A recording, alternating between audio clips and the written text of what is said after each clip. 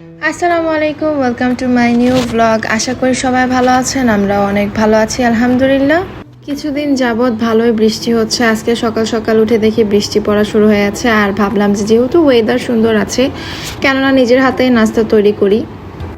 দেখা যায় যে বেশিরভাগ সময় আমার ফ্রোজেন রুটিটাই খাওয়া হয়, তো ভাবলাম যে না, আজকে নিজে নাস্তা রেডি করব। যেহেতু বৃষ্টি ছিল, আর বৃষ্টি থাকলে আমার সব কাজই করতে অনেক বেশি ভালো লাগে, যেহেতু ওয়েদার অনেক ভালো থাকে।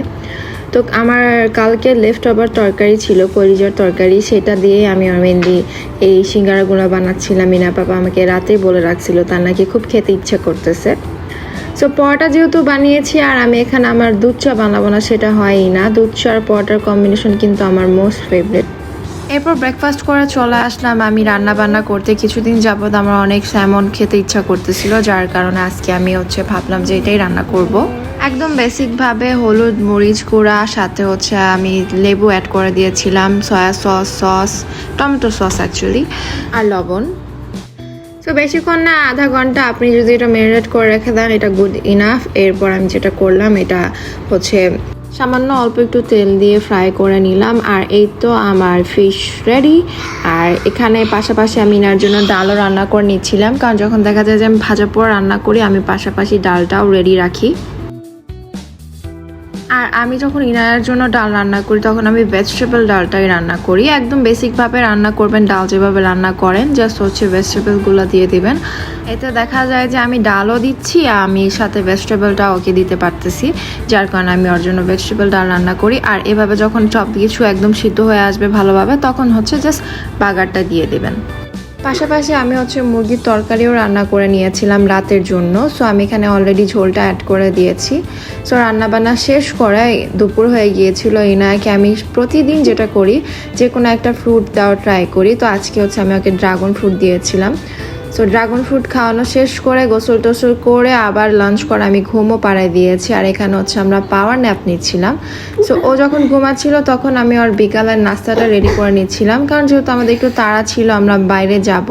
সো সব কিছু একদম তাড়াহুড়া করে ফিনিশ করেছি। আর এটা এই নয় আর বিকালের নাস্তা, এটা স্যুপ, ভেজিটেবল স্যুপ। রান্না করা এটা ভেরি ইজি। শুধু একটা টমেটো, আলু আর গাজর নিয়ে নেবেন, সেটা সিদ্ধ করবেন অনেকক্ষণ, তারপর ব্লেন্ড করে নেবেন। এরপর কর্নফ্লাওয়ার অ্যাড করে দিবেন, ভালোভাবে রান্না করে এর মধ্যে একটা ডিম দিয়ে দিবেন। যদি বাচ্চা একটু স্পাইসি খেতে চায়, তাহলে একটা মরিচ অ্যাড করতে পারেন। সো এই তো, এরপর আমরা এনায়কে নাস্তা খাওয়ায় বের হয়ে পড়লাম। এনায় কিছুদিন যাবৎ বাবুল্যান্ডে যেতে চাচ্ছিল, আমরা কালকেও গিয়েছিলাম, কিন্তু যেটা হয়েছে যে তারা তো 10টা পর্যন্ত ওপেন থাকে, কিন্তু দেশের এই পরিস্থিতির কারণে তারা 8টার মধ্যে সব কিছু ক্লোজ করে দেয়। সো যেটা আমাদের জানা ছিল না, কালকেও যখন 9টা বাজে গিয়েছি তখন বলেছে যে 8টা বাজে আসলে হতো, আর আজকে যখন 8টা বাজে গিয়েছি তখন বলতেছে যে অলরেডি ক্লোজ। তারপর অনেক রিকোয়েস্ট করে বললাম যে আমি কালকে আমার বাচ্চা নিয়ে ঘুরে গিয়েছি, আজকে আর ঘুরে যাবো না, এটা প্রশ্নই ওঠে না। আপনি 10 মিনিটস হলেও আমি পে করতেছি, আমি আমার বেবিকে নিয়ে যাবো। সো এখানে এনাকে নিয়ে খেলাধুলো করায় আমি চলে এসেছিলাম স্বপ্নে। আমার কিছু ইম্পর্টেন্স জিনিস নেওয়া দরকার ছিল, যে আমি আজকে রাতে একটা ডেজার্ট বানাবো। অবশ্যই পুরো ব্লগটা দেখলে দেখতে পারবেন যে লাস্টে আমি কি ডেজার্ট বানাবো। তো সেটার জন্যই কেনাকাটা করা মেইনলি।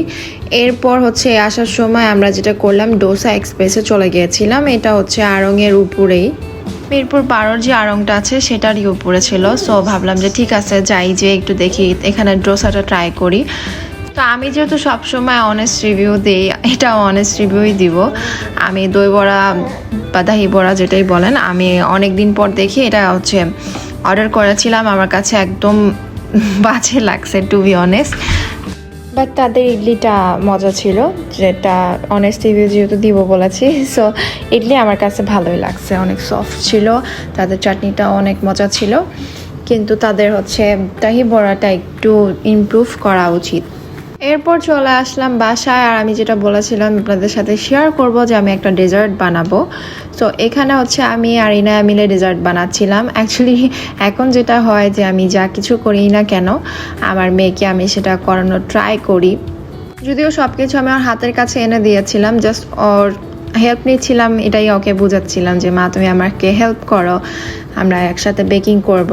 সো একদম ইজি একটা রেসিপি। আমি হচ্ছে ওরেও নিয়ে নিয়েছিলাম, সাথে দুধ, বেকিং পাউডার সব কিছু একদম ভালোভাবে মিক্স করে নিচ্ছিলাম। ওরেওটা আগে ব্লেন্ড করে নিয়েছি। আর এখানে হচ্ছে চকলেট নিয়ে নিয়েছিলাম, সেটারও হেল্প নিচ্ছিলাম আমি ইনার কাছে। এটা যেহেতু বাচ্চাদের লার্নিং টাইম, আপনারা যেভাবে গড়ে তুলবেন, যেভাবে শিখাবেন সেটাই হবে। I am not a perfect mom, আমি জানি, বাট হ্যাঁ আমি ট্রাই করি সবসময় আমার বাচ্চার জন্য পারফেক্ট হওয়ার। সো আমি মিলে দুজন হচ্ছে লাভা কেক বানাচ্ছিলাম। ফার্স্টে হচ্ছে আমি ব্যাটারটা দিয়ে মাঝখানে হচ্ছে এই চকলেট দিয়ে দিচ্ছিলাম। মামি এই কেকটা কে বানিয়েছে? ইয়া ইনা বানিয়েছে? হ্যাঁ। তো এই যে এইভাবে ও হচ্ছে সবাইকে বলতেছে যে ও কেক বানিয়েছে। আর সবসময় দেখা যায় যে বাচ্চাদের আপনারা যখন যে কাজটা পছন্দ করে সেই কাজটা করতে দেন, তারা আরও বেশি এক্সাইটেড হয়ে যায়, আরও বেশি আগ্রহ দেখায়। এখন আমি যখন ভয়েস ওভার দিচ্ছি, ও পাশ থেকে এসে আমাকে বলতেছে মামি এই কেকটা আমি বানিয়েছি। তো ইম্পর্টেন্ট যেটা হচ্ছে, এটা 30 মিনিটে আমার রেডি হয়ে গিয়েছিল কেকটা। ফর দ্য ফার্স্ট টাইম আমি লাভা কেক বানিয়েছি, আর রেজাল্ট এত ভালো হয়েছে। আপনারাও ট্রাই করে দেখবেন আর অবশ্যই আমাকে জানাবেন কেমন হয়েছে। আর আজকে এই পর্যন্ত, ইনশাল্লাহ দেখা হবে নেক্সট ব্লগে। আল্লাহ হাফেজ।